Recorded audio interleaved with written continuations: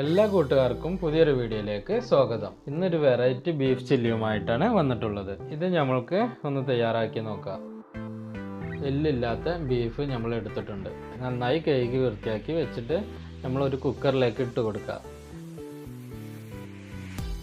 ഇതിലേക്ക് മുളക്, മഞ്ഞൾ, ഉപ്പ് ഇട്ട് കൊടുത്തിട്ട് ഒരു അല്പം വെള്ളം കൂടി ചേർത്ത് കൊടുക്കാം. എന്നിട്ട് ഇത് നന്നായിട്ട് വേവിച്ചെടുക്കാം.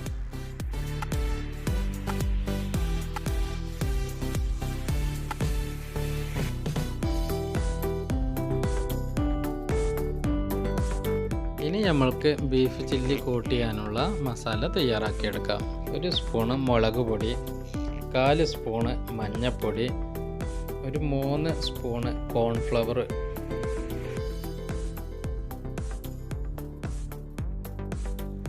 ആവശ്യത്തിനുള്ള ഉപ്പ് ഇട്ട് കൊടുക്കാം.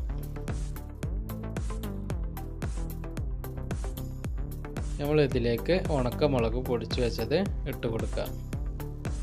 കുറച്ച് പെരിഞ്ജീരകപ്പൊടി ആഡ് ചെയ്ത് കൊടുക്കാം.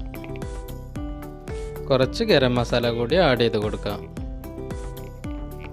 ഇനി ഇഞ്ചി വെളുത്തുള്ളി പേസ്റ്റ് നമുക്ക് ഒരു 1.25 സ്പൂണ് അത് ആഡ് ചെയ്ത് കൊടുത്ത് നന്നായിട്ട് മിക്സ് ചെയ്ത് എടുക്കാം.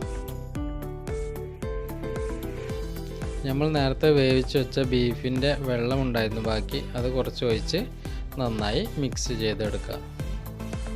ആവശ്യത്തിന് ലൂസാക്കി നമ്മൾക്ക് മിക്സ് ചെയ്തെടുക്കാം. ഒരല്പം കളറ് കിട്ടാൻ വേണ്ടി കുറച്ച് ഫുഡ് കളറ് ചേർത്തിട്ടുണ്ട്. നല്ലപോലെ മിക്സ് ചെയ്ത് കൊടുക്കാം.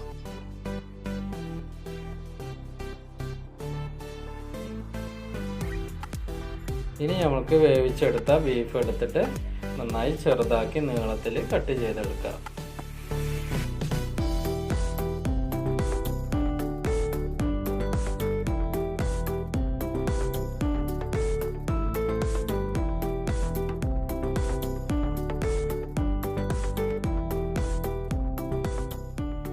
ഇതുപോലെ മുഴുവനായും കട്ട് ചെയ്തെടുക്കാം. ഇനി നമ്മൾക്ക് ഇത് കോട്ട് ചെയ്തെടുക്കാം.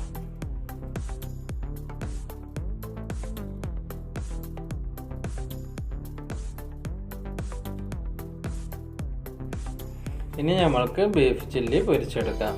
അതിനാവശ്യമായിട്ട് ഒരു ചട്ടി അടുപ്പിൽ വെച്ച് കൊടുക്കാം.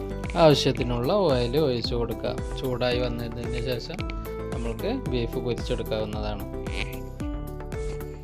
എണ്ണ നന്നായി ചൂടായി വന്നിട്ടുണ്ട്. ഇനി നമ്മൾക്ക് ഇത് ഓരോന്നായിട്ട് കൊടുത്ത് പൊരിച്ചെടുക്കാം.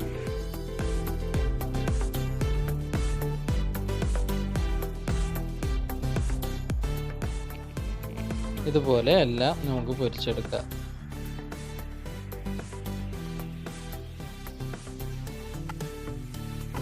ബീഫ് ചില്ലിയുടെ മുകളിൽ വെക്കാൻ നമ്മൾക്ക് അല്പം കരിവേപ്പിലയും 2 പച്ചമുളകും പൊരിച്ചെടുക്കാം. അപ്പോൾ നമ്മളുടെ ബീഫ് ചില്ലി തയ്യാറായി കഴിഞ്ഞു. ഇതുപോലെ നിങ്ങൾ ട്രൈ ചെയ്ത് നോക്കുക. നിങ്ങൾ ഫീഡ്ബാക്ക് അറിയിക്കുക. ഇനി ഒരു പുതിയ വീഡിയോയുമായി കാണുന്നത് വരെ ബൈ.